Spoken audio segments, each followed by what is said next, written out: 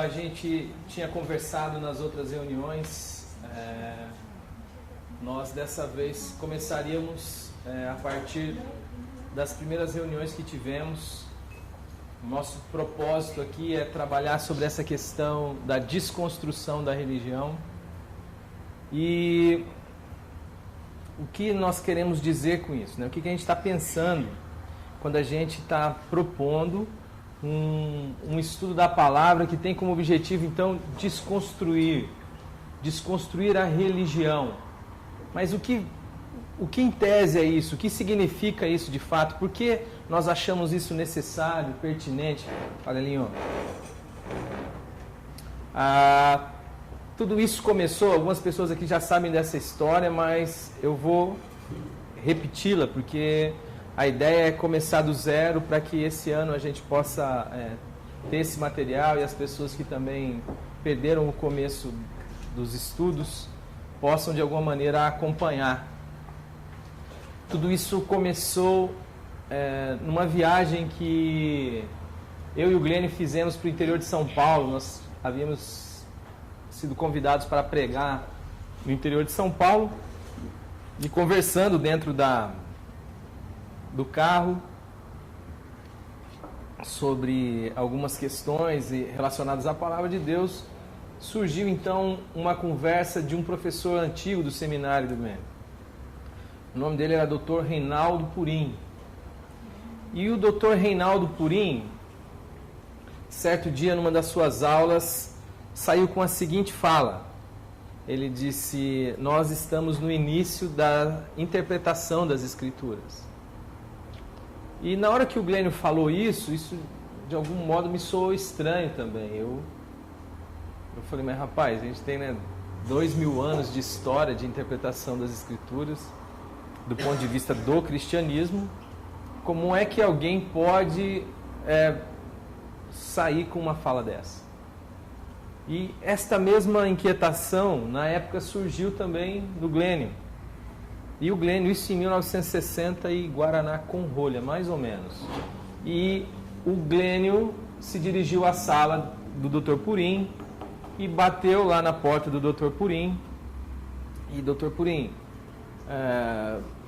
com licença, o senhor falou alguma coisa em sala de aula e eu achei estranho e queria conversar com o senhor sobre isso. E ele falou, pois não. Ele falou, o senhor disse que nós estamos no início da interpretação das Escrituras. Como pode ser isso, se nós já temos quase 2000 anos de história interpretativa das Escrituras, onde muitos santos, muitas pessoas se dedicaram e se dedicam até hoje a interpretar as Escrituras. Isso é um fato, né? Nós não estamos aqui querendo dizer que tudo o que foi dito acerca da interpretação das Escrituras está errado. Nós não temos essa pretensão e nem podemos ter, porque o Espírito de Deus está agindo sempre na história. E sempre o Senhor tem os seus, e sempre o Senhor se revela aos seus. O que nós estamos aqui querendo questionar é esta força que a religião, que tem a ver com sabedoria humana, que tem a ver com conceitos humanos, que tem a ver com tradição, com educação, com sociologia, com psicologia, que tudo isso pode dificultar e representar, com o passar dos anos, uma interpretação adequada das Escrituras. Como este sistema que está à nossa volta e que vai criando força e que daqui a pouco ela é até pouco questionada, pode enviesar o nosso olhar, a nossa maneira de ver Jesus, a nossa maneira de ver a fé, a nossa maneira de perceber Deus. E isto numa perspectiva puramente religiosa. Então, a nossa tentativa aqui não é destruir o que foi feito e falado e dito acerca das Escrituras. A nossa tentativa aqui é tentar tirar o máximo de entulho possível, para que a gente possa, então, ter um olhar mais fresco para as Escrituras, ter um olhar menos impedido, embaçado por todas essas questões que eu falei aqui, como educação, tradição, cultura. Como eu posso, de alguma maneira, ter um olhar mais puro para as Escrituras. E a partir disso, o Dr. Reinaldo Purim fez algumas perguntas para o Glênio na época. E uma delas é: da onde surge o cristianismo? Da onde emerge o movimento cristão? É lógico que a causa de existir uma religião dita cristã tem como base o fato dessa pessoa ter existido, Jesus Cristo. Mas a partir de Cristo existe toda uma construção sobre o que ele disse, o que ele pensou, e o que ele ensinou e o que ele viveu. Mas esta construção, ela não é realizada no nada. Nós precisamos entender o contexto em que ela surge. E uma das perguntas do Dr. Purim é: da onde surge, em que contexto surge o cristianismo? E o contexto em que surge o cristianismo é o contexto da religião judaica. Ou seja, você tem mais de 2000 anos de história e de uma relação de Deus com este povo, na tentativa de se mostrar, ou seja, de se revelar, e que, com o passar do tempo, foi sendo montado todo um arcabouço, um edifício, que quando o cristianismo começa, ele não começa do chão. Ele deveria começar do chão. Mas as pessoas que estão sendo impactadas pelo Evangelho, pela vida de Cristo e pela revelação de Deus trazida em Cristo, elas têm todo um arcabouço religioso do que é Deus. Um exemplo claro disto nós podemos ter no capítulo 10 de Atos.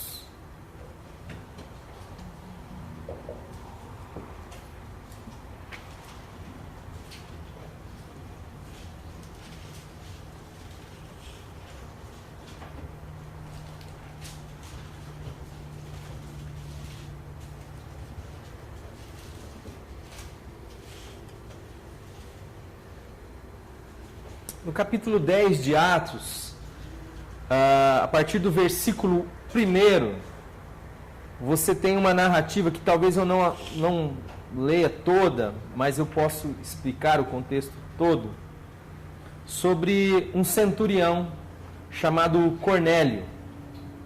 Morava em Cesareia, capítulo 10 de Atos, a partir do versículo 1.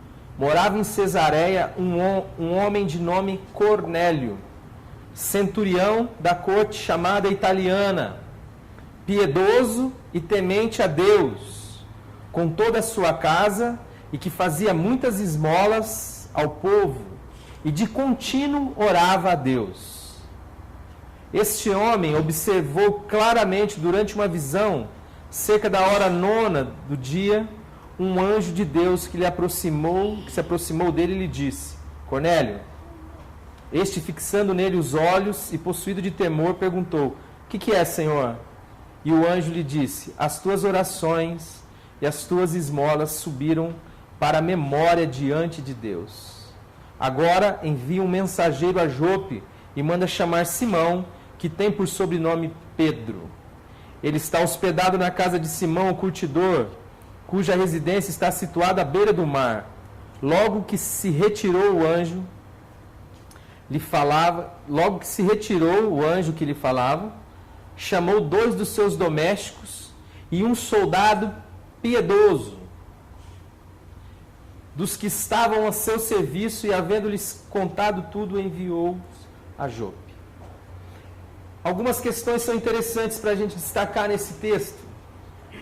A primeira coisa aqui é: quem é Cornélio? Cornélio é um centurião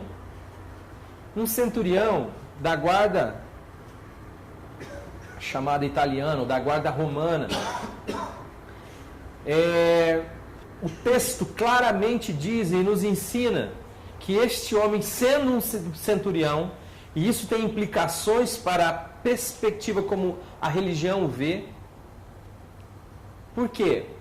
Porque um centurião é alguém que serve direto ao imperador romano. E o imperador romano, ele também recebe um título de Augusto. Ele é alguém que é comparado a um deus.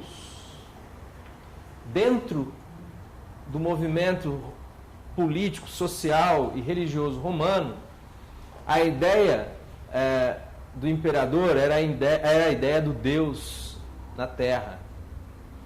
Então, se existia um culto ao imperador, as pessoas teriam que se dobrar perante a estátua do imperador como uma divindade. E ele, como um centurião, teria que também fazer a mesma coisa. Mas como que alguém que faz isto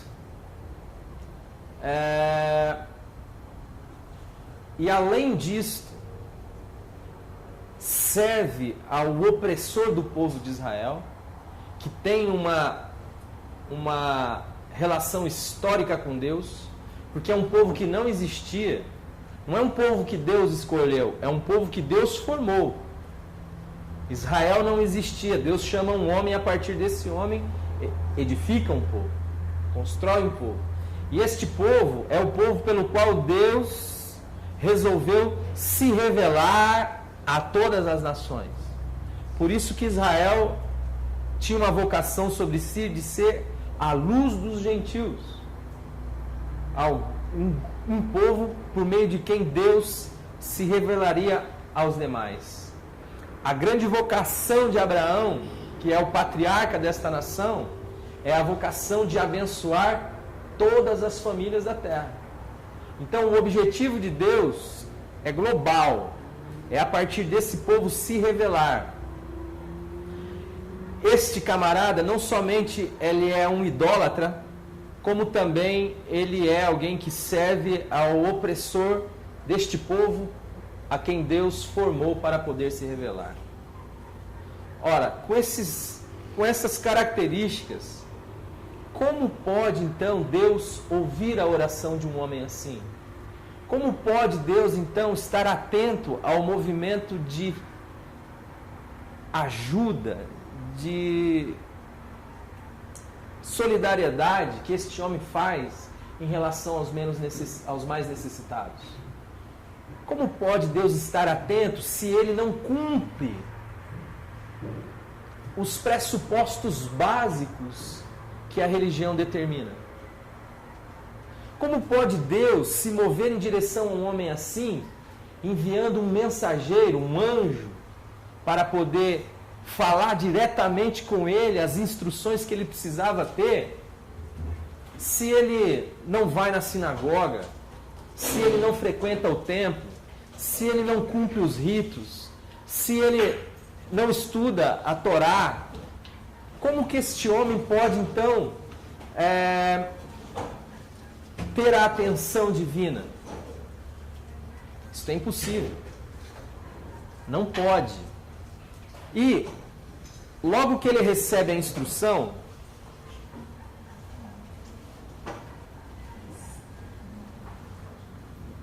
vocês reparem aqui que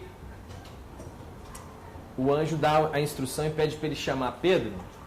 Só que Deus conhece a nossa estrutura. Deus sabe como nós somos, como nós pensamos e como nós temos uma facilidade louca para poder enclausurar Deus, para poder achar que sabemos como Deus age. E isto não faria sentido nenhum para Pedro, que foi um discípulo de Jesus, mas que antes de ser um discípulo de Jesus, foi um discípulo do judaísmo. Foi um discípulo de Moisés. Jesus, mesmo tendo andado com ele 3 anos e meio, dado experiências fantásticas para Pedro, de revelação, de comunhão, ainda assim, Deus se arvorou ao fato ou à prática de se manifestar a ele, quando havia a necessidade de que esse homem fosse então cumprir uma vocação de Deus para com a família de Cornélio e para com Cornélio. Que vocação era essa? De anunciar o evangelho a Cornélio. Então, Deus se antevém a esses moços que vão buscar Pedro e aparece a Pedro. E o texto vai dizendo o seguinte, a partir do versículo 9, agora ainda dentro de Atos 10. No dia seguinte, posso ir aqui, não? Vocês deixam? No dia seguinte, indo eles de caminho, estando já perto da cidade, eles estavam indo. Subiu Pedro para o eirado por volta da hora sexta, ou seja, Daí, amadão, como é que você está? Por volta da hora sexta, ou seja, meio-dia, a fim de orar. Então Pedro faz o seguinte: rapaz, agora é a hora de eu orar a Deus, de eu fazer a oração da hora sexta. Vou subir lá no telhado, que lá não tem ninguém, vou ficar mais perto de Deus, por causa da altura, e vou então falar com Ele. Mas quando ele está lá orando, ele estava com fome também. E o texto vai dizer: estando com fome, quis comer. Mas enquanto lhe preparavam a comida, sobreveio a ele um êxtase. Então, viu o céu aberto e descendo um objeto como que se fosse um grande lençol, o qual era baixado à terra pelas 4 pontas, contendo todas as sortes de quadrúpedes, de répteis da terra e aves do céu.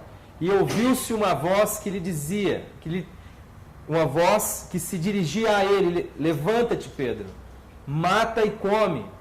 Mas Pedro replicou: de modo nenhum, Senhor, porque jamais comi alguma coisa comum ou imunda. Segunda vez a voz lhe falou: ao que Deus purificou, não consideres comum ou imundo. Sucedeu isso 3 vezes e logo aquele objeto foi recolhido ao céu. Enquanto Pedro estava perplexo sobre qual seria o significado da visão, eis que os homens enviados da parte de Cornélio, tendo perguntado pela casa de Simão, pararam junto à porta. E chamando, indagavam se estava ali hospedado Simão, por sobrenome Pedro. Enquanto meditava Pedro acerca da visão, disse-lhe o Espírito: estão aí 2 homens que te procuram. Levanta-te, pois, desce e vai com eles, nada duvidando, porque eu os enviei. E descendo Pedro para junto dos homens, disse: aqui me tendes, sou a quem buscais.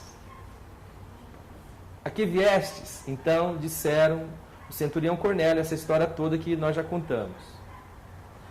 É muito interessante perceber o seguinte: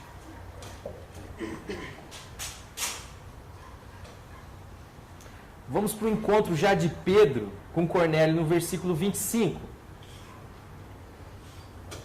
Aconteceu que, indo Pedro a entrar, lhe saiu Cornélio ao encontro e, prostrando-se-lhe aos pés, o adorou.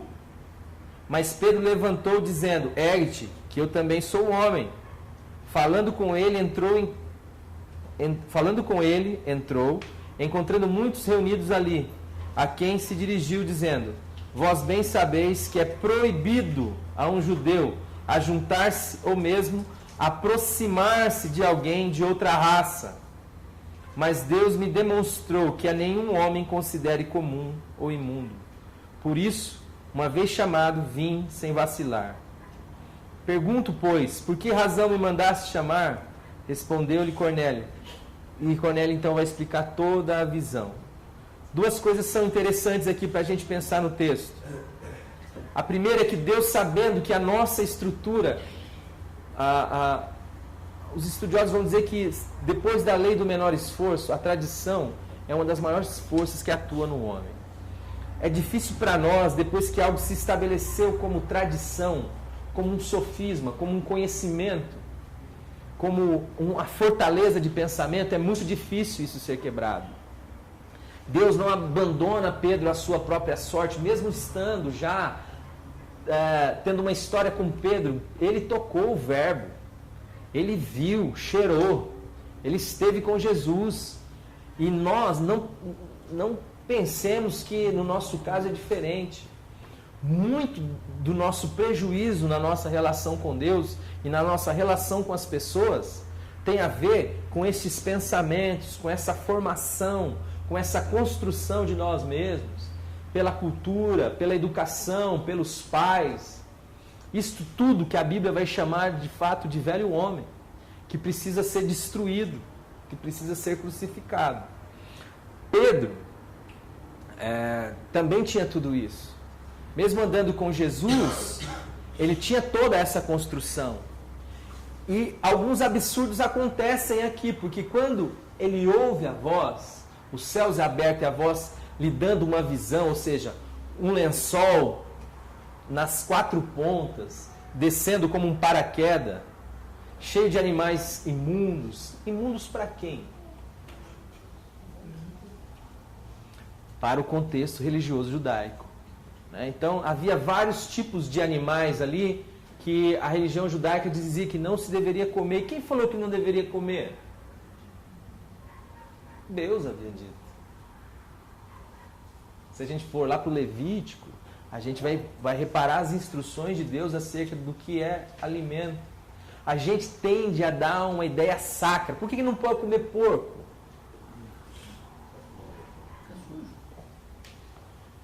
Pois é, mas a gente acha que é porque o porco é imundo. Imundo do ponto de vista quase que espiritual. Não, há um problema de saúde pública. Eu lembro que eu devo ter assim mais ou menos uns 19 anos, mas eu lembro que quando eu tinha uns 7, você não podia tomar leite se não fosse fervido. Carne de porco, a mãe da gente fritava até esturricar, porque tinha medo. Agora imagine isso dentro desse contexto.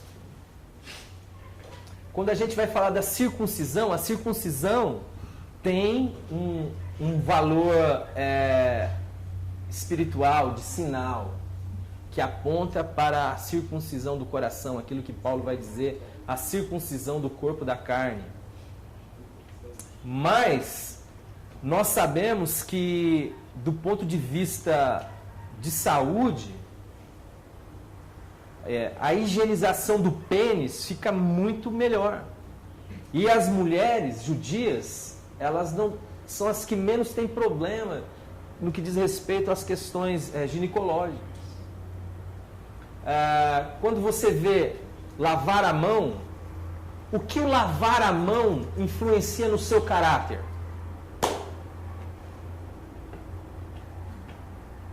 Mas aí eles criaram um rito da purificação, ou seja, toda casa de judeu que você entrava, tinha lá uma bacia, uma água, e você tinha que lavar a mão, mas isso dentro de um contexto religioso.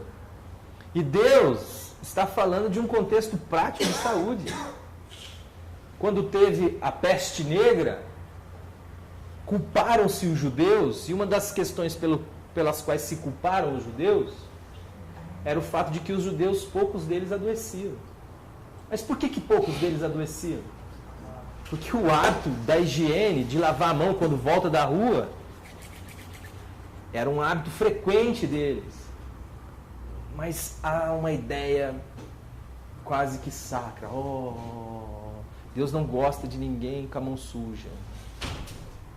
Então, quando o Senhor desce esses lençol com esses animais, ele diz assim, mata e come. A primeira fala de Pedro é, de modo nenhum, Senhor.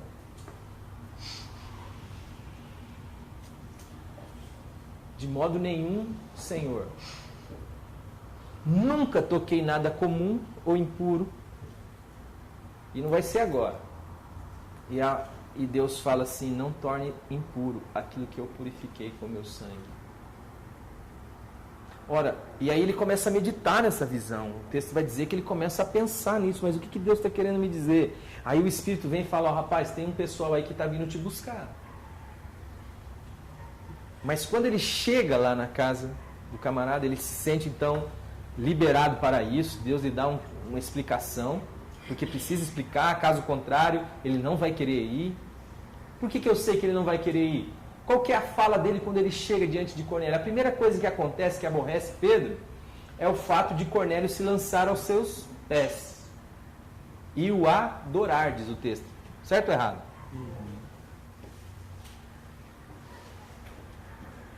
Qual que é uma das principais leis do judaísmo? Só o Senhor adorarás e só a Ele prestarás culto. Para um judeu, o ato de prostrar-se, de adorar, é um ato que só deve ser feito diante de Deus e de mais ninguém. Como é que um homem se despeja aos meus pés? É um homem sem a mínima relação, conhecimento de Deus. Porque se ele conhecesse de Deus, ele saberia que ele não poderia fazer uma ação dessa. Porque eu não sou Deus. Ele saberia claramente, se ele tivesse um mínimo de intimidade com Deus, ele saberia claramente que isso é algo abominável, que não pode ser feito. Bom, Pedro fala, levanta que eu sou homem igual a você. E daí Pedro fala assim, ó, você sabe que eu sendo... Vamos lá, 25, né? Vamos ler aqui, ó. 28. Vós bem sabeis que é proibido a um judeu ajuntar-se ou mesmo aproximar-se de alguém de outra raça. Mas Deus me demonstrou que a nenhum homem considere comum ou imundo. A quantos homens? A nenhum homem. Ele está dizendo assim, rapaz, você sabe que eu sou judeu, mas você não é cristão? Ou você não deveria ser cristão, Pedro? Você não foi chamado de cristão? Você é discípulo de Jesus? Ou você é discípulo de Moisés? Se você é discípulo de Jesus, responde uma coisa para mim, Pedro.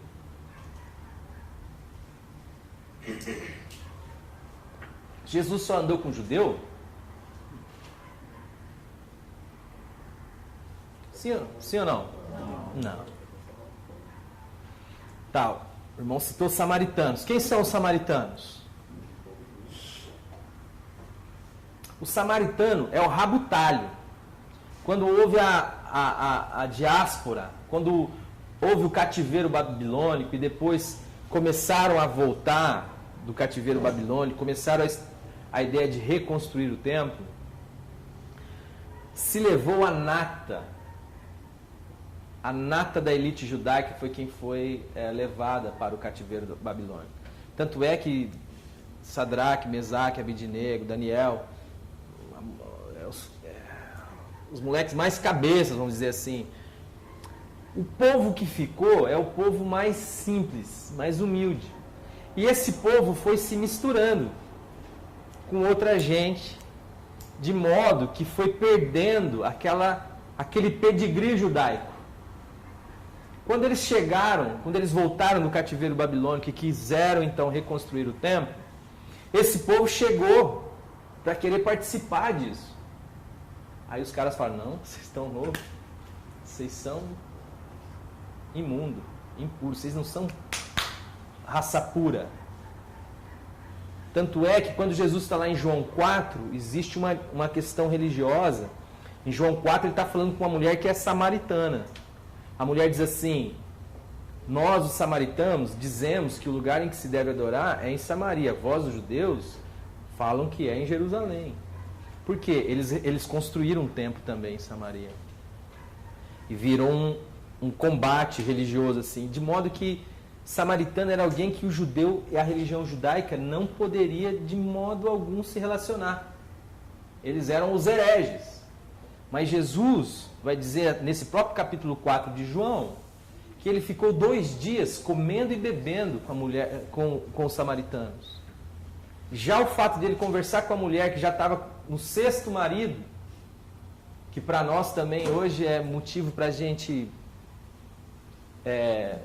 também extirpar da nossa relação, Jesus não. Jesus conversa, restaura a dignidade dela, fala da necessidade dela, que a fome, a sede da alma dela é só Deus quem pode satisfazer, é a água que Ele tem para dar, que não adianta ela sorver todos os homens do mundo, que isso não vai matar a fome dela. Não somente isso, mas ele também continua em Samaria e fica lá 2 dias comendo e bebendo. Ora, Pedro, se Jesus fez isso, Pedro, por que você está com esta restrição de falar com a turma de Cornélio? Por causa dessa necessidade de desconstrução que nós precisamos ter e que Pedro também precisou ter. Por causa dessa necessidade de tirar os entulhos. Ora, se Pedro andou com o Senhor e era carregado ainda desses entulhos todos, que dirá nós? Então, o grande objetivo desses dias aqui, da razão de fazer esses estudos, é buscar ver Deus na face de Jesus Cristo, a partir da revelação de Jesus Cristo, identificando em nós aquilo que nos faz olhar para as Escrituras com um olhar enviesado, com um olhar pré-determinado. Um grande problema de você ler bastante as Escrituras é que às vezes você começa a repetir as suas leituras, né? Você lê uma vez, lê outra vez, daqui a pouco você começa a repetir. E o grande problema disso é que você já chega para o texto com um olhar, eu já sei tudo desse texto. Lógico que você não vai falar isso porque religiosamente você sabe que isso tem uma soberba tamanha. Mas dentro da sua mente você já vai naqueles pontos que aquele dia te soou. Esse é um problema. E hoje nós temos uma dificuldade muito grande. Porque muito do que nós vemos, e agora eu quero dar continuidade mais um pouco mais na perspectiva histórica, já que nós demos este exemplo de Pedro e de Cornélio, como a dificuldade que nós temos de ver como Deus vê, a dificuldade que nós temos por causa da nossa tradição, da nossa cultura, da nossa formação, de ver Deus de modo errado, porque ele andou com Jesus e nunca viu Jesus abraçando o leproso. Ele andou com Jesus e nunca viu Jesus posando na casa de samaritano. Ele andou com Jesus e nunca ouviu Jesus olhando para uma mulher pega em flagrante adultério e dizendo: tampouco eu te condeno. Criança. Hã? Criança. Então, às vezes nós vamos nos acostumando com o linguajar religioso cristão. E nós precisamos ter coragem de olhar para as Escrituras e se permitir ser desconstruído por essa estrutura que há milênios está dizendo para nós como Deus pensa, como Deus age, como Deus não age. Quando o Dr. Purim faz essa pergunta para o Glênio, da onde surge o cristianismo e surge do judaísmo, e aqui nós tentamos mostrar como essa influência judaica interferia na maneira de Pedro ver a ação de Deus e as pessoas. Ou seja, para ele, Cornélio jamais seria alguém que Deus amaria ou aceitaria. Ela sai, e aqui você tem, logo depois, quando surge o cristianismo, vários movimentos. Você tem o grupo da parte de Tiago. quando Paulo entra no contexto e Deus lhe dá a revelação de Jesus e do Evangelho e da graça, e da suficiência de Cristo, da suficiência da graça de Deus, Paulo começa a ensinar isso e ele vai ser chamado do apóstolo aos gentios. E a partir dessa ação do Espírito Santo, através da vida de Paulo, porque a grande maioria dos discípulos de Jesus e dos seus apóstolos ficaram, a princípio, em Jerusalém, até a perseguição segundo Tito, em 70, eles ficaram em Jerusalém. Paulo saiu falando desse evangelho mundo afora. E a estrutura social, a estrutura geográfica, a estrutura política favorecia, porque Deus é o Senhor da história, a expansão do evangelho. Mas você já começou a ver que havia diferença. Tanto é que Paulo vai dizer que em um determinado momento ele estava com Pedro, tomando uma cerveja e comendo um torresmo, e de repente chega o grupo da parte de Tiago, ou seja, os cristãos religiosos. Ou seja, Tiago era um judeu. Havia uma percepção muito judaizante do evangelho. Apesar de ser um filho de Deus, de ser um regenerado, Tiago ainda... E esse grupo mais próximo de Tiago tinha uma tendência mais legalista, mais religiosa. E quando Pedro vê esse grupo chegando e ele com a cervejinha na mão e o torresminho na outra, o que ele faz? Ele já larga, né? Dá uma assoviadinha, daqui a pouco ele já está assim, shalom. Né?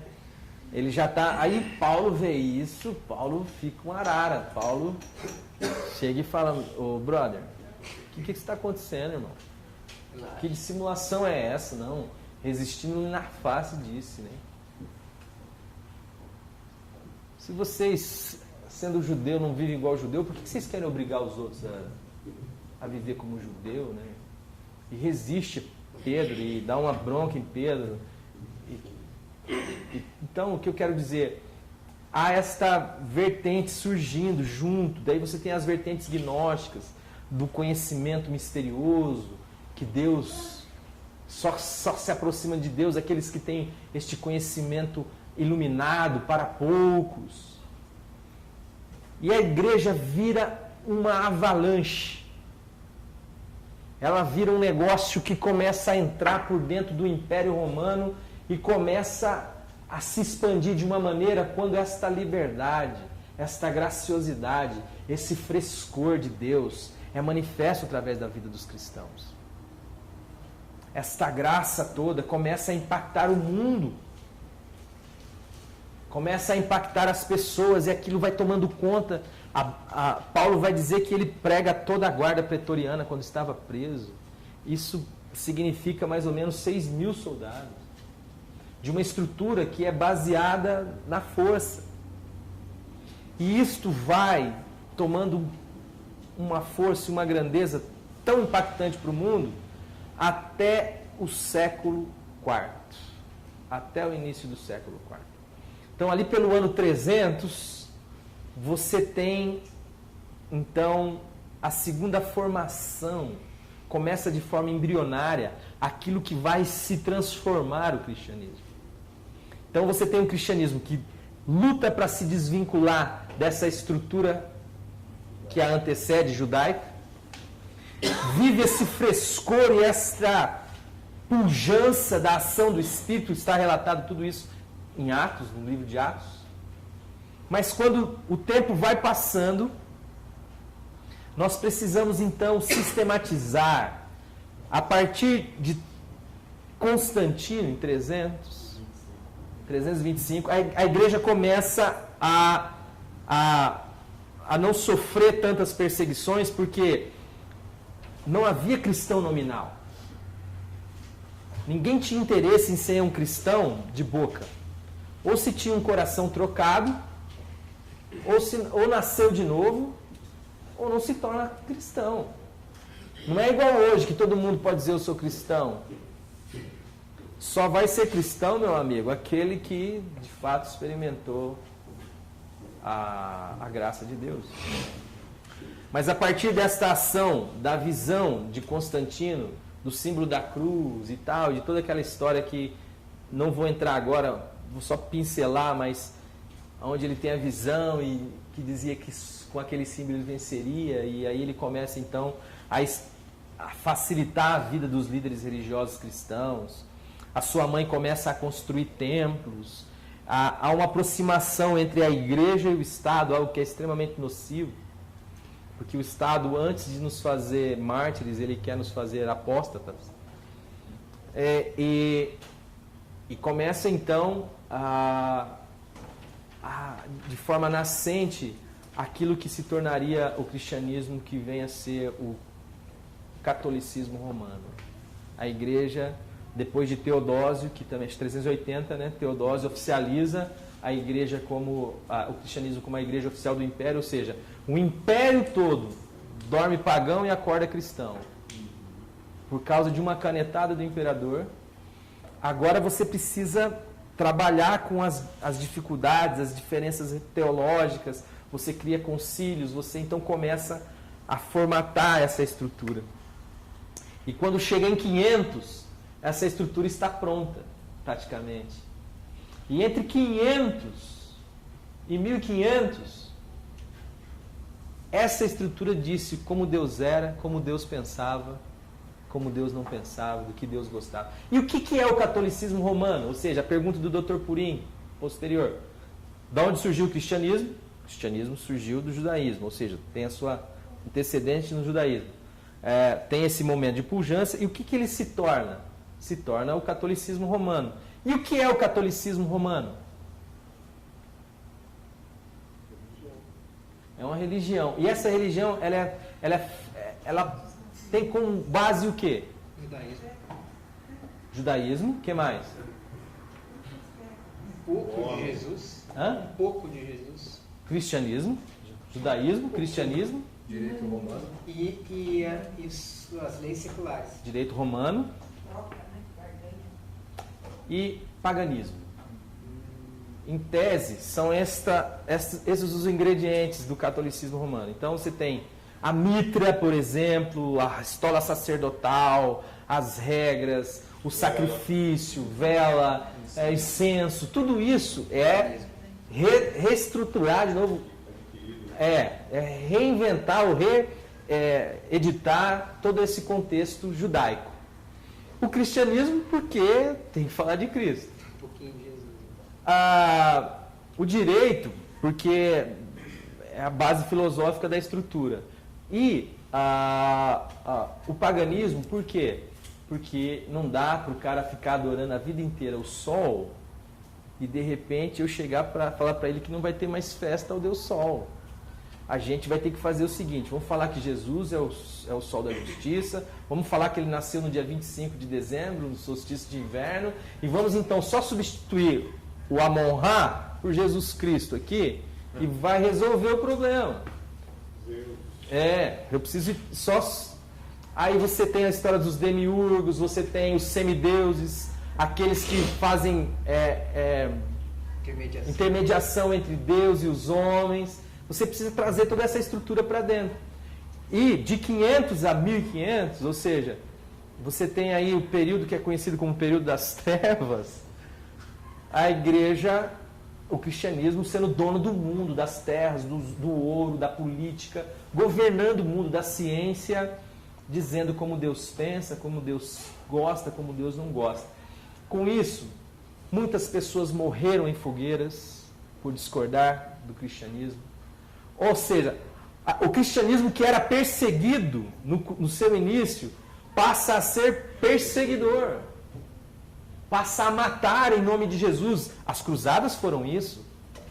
Vamos matar os infiéis. Vamos forçá-los a entrar no reino. Se desenvolveu sistemas de tortura.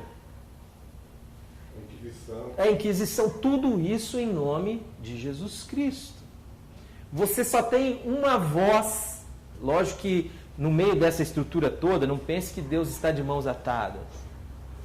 Quando a gente fala muito da reforma, mas você tem John Hus, John Stott, John Stott não, John Hus, John Wycliffe, são pré-reformadores. Você tem muita gente morreu na fogueira porque era acusado de bruxa, de paganismo, disso, daquilo, mas na verdade é porque cria na graça de Deus, cria na suficiência de Jesus Cristo. Você tem toda essa estrutura durante 1000 anos dizendo, Deus é assim, e a partir disso tem um movimento que fala mais forte, que consegue se contrapor a esses 1000 anos. Que movimento é esse? Reforma. Só que responde a pergunta do Dr. Purim. Os reformadores saíram da onde? Da Igreja Católica. Se os reformadores saíram da Igreja Católica, tanto é que Lutero nunca quis a cisão com a Igreja Católica. O objetivo de Lutero era reformar a Igreja. Não queria falar, não, nós precisamos só repensar o processo. Por quê? Porque, irmão, é só a graça, é só Deus, é só as Escrituras, não tem outra coisa.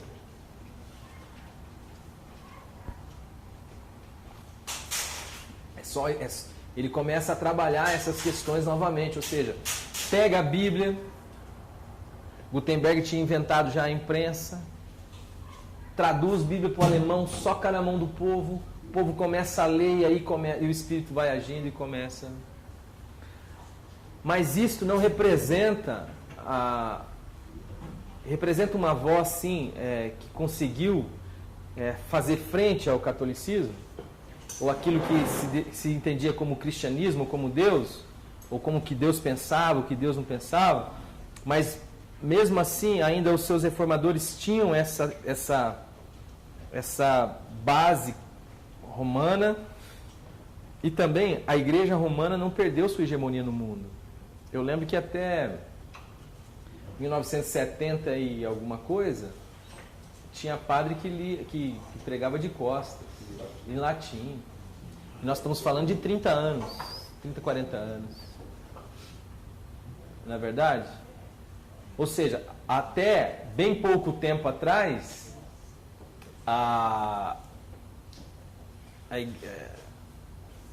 nem vou falar de atrás, porque atualmente a Igreja Católica ainda detém a hegemonia ainda no país. Não a hegemonia, mas detém a maioria dos cristãos.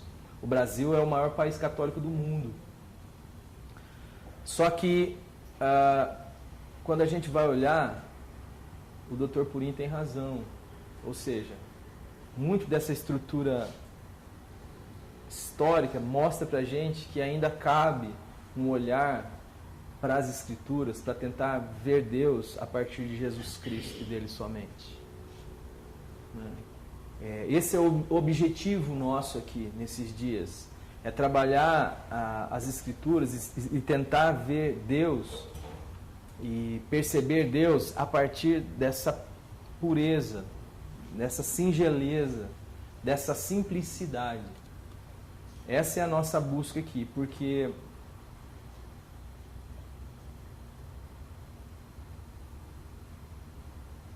o Evangelho é simples.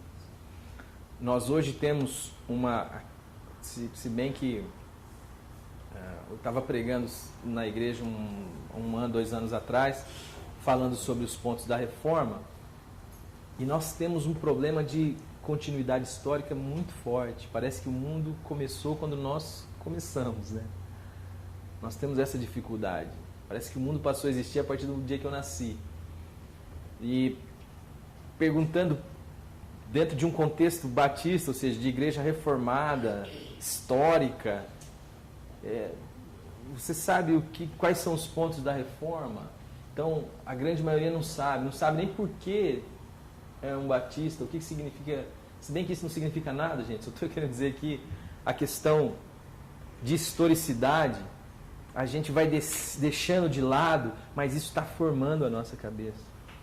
Quando você vê hoje aquilo que é chamado de cristão evangélico, eu não gosto de falar que sou cristão evangélico, não gosto de falar que sou pastor, não por causa da vocação, mas por causa do que isso representa na cabeça das pessoas. Hoje, para você falar que você é um pastor, você chega e fala que você é pastor, a primeira coisa que a pessoa associa ao seu nome é o que você é um rato, um ladrão. Já a pessoa já segura as carteiras aqui e fala, meu, deixa eu segurar aqui, porque tá um negócio de doido. E quando você vai ver hoje as neopentecostais, pentecostais, até as histórias têm um problema sério com o humanismo, nós vamos tratar disso. As neopentecostais têm um problema sério de... o cara vende sabonete de arruda, meu irmão. O cara faz descarrego na igreja e fala que isso é evangelho. Da onde ele pega isso? Pega dessa miscelânea. Quando a gente vai estudar a formação do campo religioso brasileiro, você vê que tem índio, tem negro, tem europeus que são expulsos da Europa, que são tidos como corja. Aí chega aqui, faz uma salada disso e monta um campo religioso encantadíssimo. Por isso, quando a gente fala de encantado, é a ideia de que hoje você ser uma igreja histórica, vamos supor, uma igreja que tem um viés mais da palavra, é uma dificuldade, porque as pessoas querem ver manifestações encantadas, querem ver gente caindo, aleijado levantando, querem ver defunto. O que tem aqui? Tá falando, aparecendo. Agora o evangelho não. Jesus falou assim para Felipe, disse, Felipe, quem vê a mim vê ao Pai. O evangelho, eu costumo dizer que é o único poder de Deus, porque a palavra de Deus diz isso, capaz realmente de nos mudar, de nos dar um novo coração, de nos dar sentido para a vida, de nos dar sentido para o que fazemos. Existe uma ideia no mundo anti-Deus, contrária a Deus, e as pessoas são contrárias a Deus porque elas pensam que Deus é essa bagunça religiosa. Elas acham que Deus está interessado no dinheiro delas, que Deus no máximo pode ser alguém barganhador, que tem alguma mercadoria para lidar, que Deus não gosta de pessoas como ela. Por quê? Porque a religião falou que Deus não gosta de Cornélios, que Deus não gosta de samaritanos. Então, quando eu tento viver a minha relação com Deus pautada no meu braço, chega uma hora que eu canso, eu falo, não é para mim isso aí não. Já outros tentam se afirmar a partir do pressuposto religioso. Por quê? Porque na religião, uns são mais do que os outros. Então o camarada ora e diz assim, Deus, eu te dou graças porque eu não sou como os demais homens. Esquece que quem volta justificado para sua casa é quem bate no peito, não tem nem coragem de olhar para o céu e falar, Deus, na boa, me ajuda que eu sou um pecador miserável. Eu preciso da tua graça, eu preciso de um milagre na minha vida. Eu preciso de ti, Senhor. Se o Senhor me curar, eu vou ficar curado. Se o Senhor me salvar, eu vou ser salvo. Se o Senhor me der vida, eu vou viver. Muita gente não consegue se relacionar com Deus, porque Deus, é como tem o texto do Ber, que uma hora a gente traz aqui para ler, parece um Papai Noel cósmico. E numa geração que tem informação como a nossa, que consegue olhar para um acontecimento e identificar aquilo como uma manipulação psicológica, por exemplo, fica difícil crer em Deus. Tem pessoas que eu tenho convivido, nesse último acampamento foi uma moça que ela é pós-doc, tem pós-doutorado, ela tem pós-doutorado. Ela falava assim, eu tenho uma dificuldade monstruosa de crer em Deus. Por quê? Porque ela consegue olhar e ver que o que o cara está fazendo é mau caratismo. Ela consegue olhar e ver que aquilo é uma manipulação de ignorantes, muitas vezes. Ela consegue olhar e ver que o cara está ensimesmado. Que a religião dele não faz ele amar ninguém. Que a religião dele só faz ele excluir as pessoas. não ama, não serve. Ele cumpre ritos, frequenta igrejas, estuda a Bíblia, mas não consegue manifestar a vida. Sabe por quê? Vida é só para aqueles que foram vivificados. Vida é só para aqueles que são um com Deus. Que aquele que é a vida, eu sou o caminho, a verdade e a vida, é um com Ele. Isto é Evangelho, é Deus agindo de maneira graciosa, vindo em mim e em sua direção, falando: filho, você está vivendo em rebeldia contra mim. E o grande problema disso é que você vai morrer assim. E eu não estou aqui para te condenar, como Jesus disse. Eu não vim para condenar o mundo, mas eu vim para salvar você. Para te trazer de novo à vida. Para matar essa estrutura velha, esse homem velho. E para fazer de você uma nova criatura na ressurreição. Uma criatura que agora está aberta para Deus, que ainda que tenha muita bagagem na sua mente, sempre tem a luz de Deus brilhando dentro do seu peito, dizendo assim: filho, o caminho não é por aí. Filho, confia em mim. E isto de modo espiritual, legítimo. Isto de verdade. De modo que aquilo que eu possa ser e fazer encontra a referência em Deus, não pelo que eu faço, mas pelo que Deus operou e fez em mim. Pela minha comunhão com Deus, Deus então vai me fazendo aquilo que Ele disse na sua palavra. Deus vai me fazendo andar nos seus estatutos e os observar. Deus vai me fazendo olhar para as pessoas com a mesma misericórdia que Deus diz, que Deus é. Alguém sabe qual que é o significado de ímpio? Um dos melhores significados de ímpio que eu achei é aquele que faz valer os seus direitos a qualquer custo. Aquele que não tem misericórdia. Deus é o Deus que tinha todo o direito de fazer outra criação. Poder Ele tinha. Mas Ele ama a mim e a você. Amou de uma tal maneira que Ele não nos deixou à mercê da nossa rebelião, do nosso pecado. Mas Ele veio numa história redentora, a partir de Jesus, dizer o que Ele é, o que Ele pensa e como Ele age.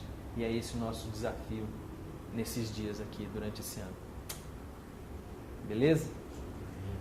Pai, louvado seja o Teu nome. Nós queremos Te agradecer por esse tempo e que o Teu Espírito, Senhor, faça prosperar aquilo que é a Tua vontade. Eu coloco cada pessoa aqui, Senhor, em Tuas mãos e peço, Pai, em nome do Senhor Jesus, que o Senhor tenha misericórdia de cada um de nós. Que o Senhor santifique o Teu nome em nossas vidas, que venha a nós o Teu reino, Pai, e que seja feita a Tua vontade, Senhor. Peço que o Senhor repreenda todo espírito que aprisiona, que algema, que não permite, Senhor, que as pessoas enxerguem, Senhor, o Teu amor. Que caia por terra, Senhor, toda a escama dos olhos e todo o tapão dos ouvidos, para que em tudo o Teu Filho seja glorificado. Para que nós possamos desfrutar da vida contigo, Senhor. A única vida de verdade. É em nome de Jesus que nós oramos. Amém. Beijo, até terça que vem. Acho que terça que vem é o Glenião. A mensagem que você acabou de assistir faz parte do Ministério de Comunicação Palavra da Cruz. Temos um grande acervo de estudos bíblicos em áudio e vídeo. Distribuímos também gratuitamente o jornal mensal Palavra da Cruz. Entre em contato conosco pelo fone 0 operadora 43 3372 8900 ou pelo e-mail livraria@piblondrina.com.br. Visite-nos pelo site www.livrariapiblondrina.com.br ou acesse www.piblondrina.com.br. Graça e paz.